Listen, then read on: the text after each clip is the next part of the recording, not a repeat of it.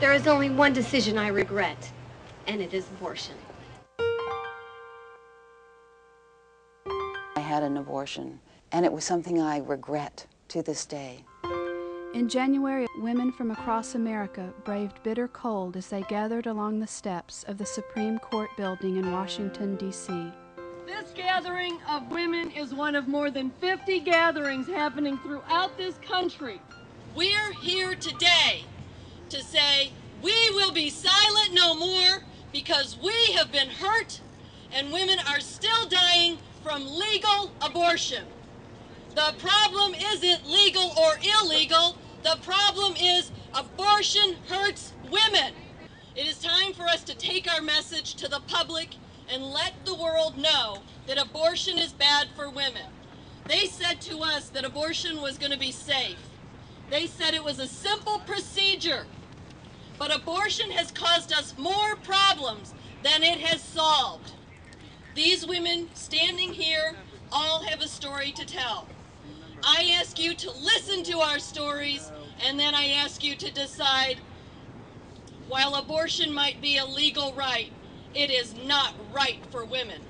My story was one of a young girl that I was engaged and I became pregnant and I was thrilled. I was so excited.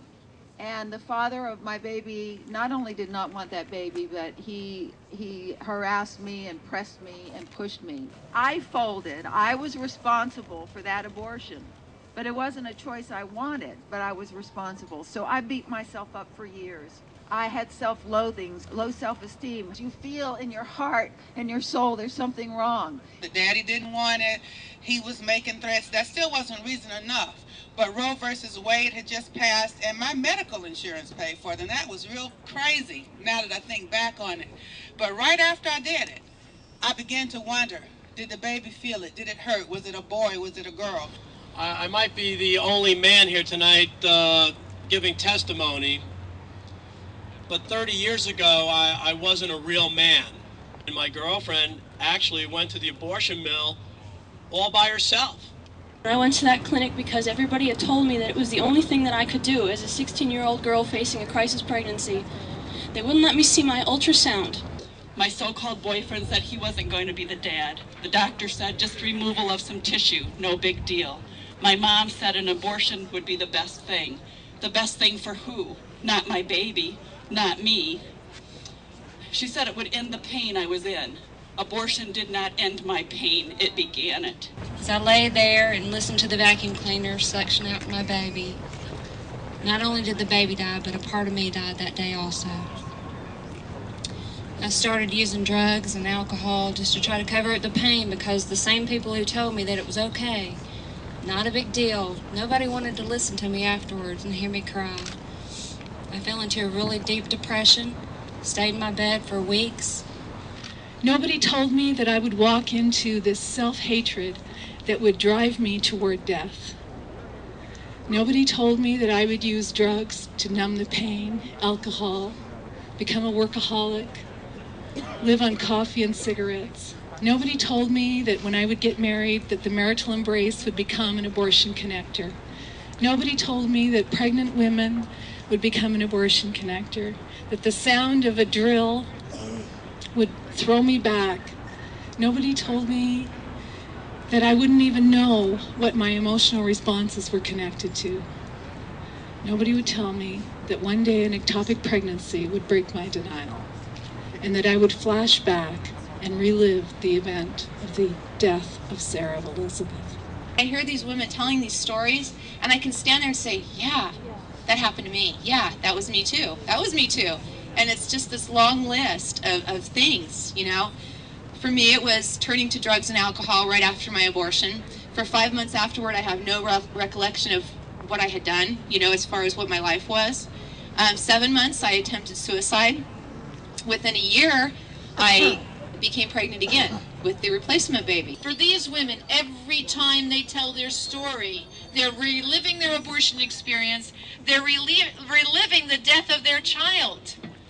These ladies acknowledge the fact and mourn their children. The baby is not the only one who dies. that big parts of his mother die right along with him, physically, spiritually, emotionally, psychologically, and sometimes, yes, as I said, physically. Many of us do commit suicide. And she keeps on dying until something breaks her out of her denial and her healing process begins. I love this scar. I love it. I love the fact that I don't have 2 breasts anymore. That I was 31 years old when a doctor told me that I may not see my beautiful 3-year-old daughter grow up. I love the scar, and do you know why I love the scar? I love it because it gave me the courage that I needed to love my dead child. Because for years I lied and I would tell everybody I never had an abortion. Even my doctors, I would say I never had an abortion, and when I finally did tell one doctor, he said I didn't need to worry about it because there's no risk with breast cancer and abortion. And I hope, standing before all of you today, that you now see and that you now will know that there is definitely a link between abortion and breast cancer.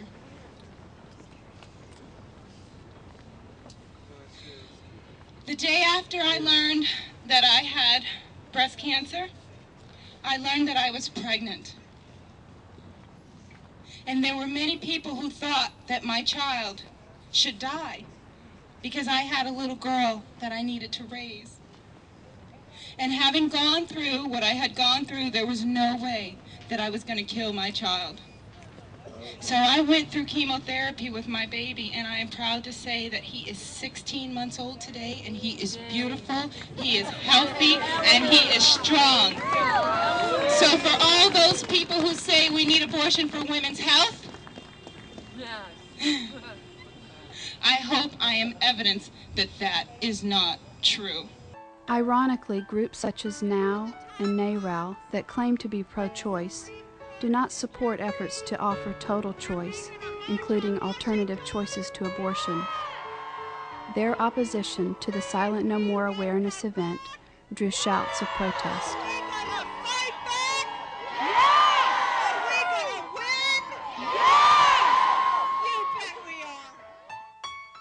While their campaign is clearly based on legal and political issues, the goal of Silent No More awareness is to offer healing of the pain from abortion and to expose the damage abortion does to women.